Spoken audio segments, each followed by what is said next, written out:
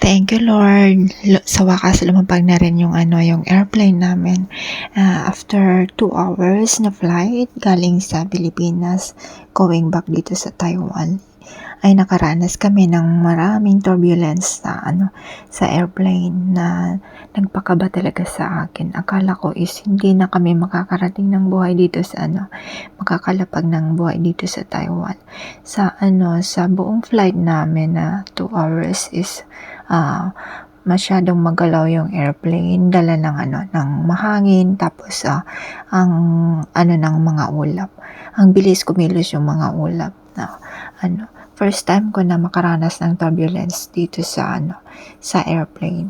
Tapos paglapag naman namin ngayon is ang lakas ng ulan at ng hangin. Ayun, hintay kami papunta na sa pagbabaan namin. So, ang laki ng pasasalamat ko talaga kay Lord kasi iningatan kami sa buong biyahe.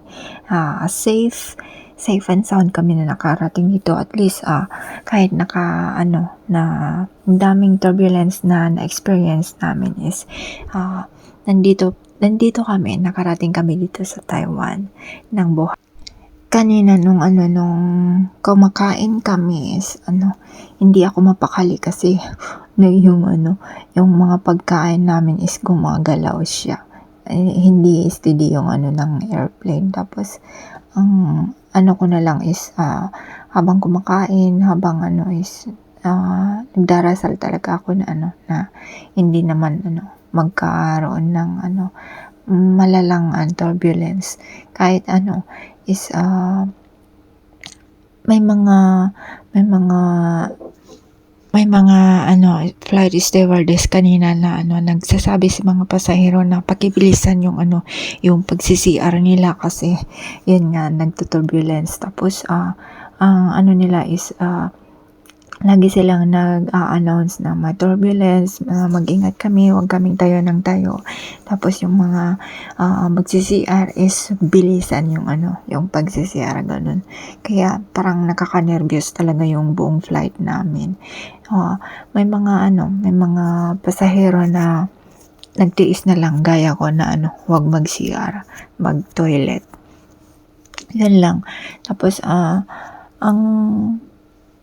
is nung papalapag na kami dito sa Taiwan, parang nakaka-nervyos kasi ang lakas nga ng hangin at saka parang nahihirapan yung airplane na lumapag. So parang nakakatakot talaga kanina.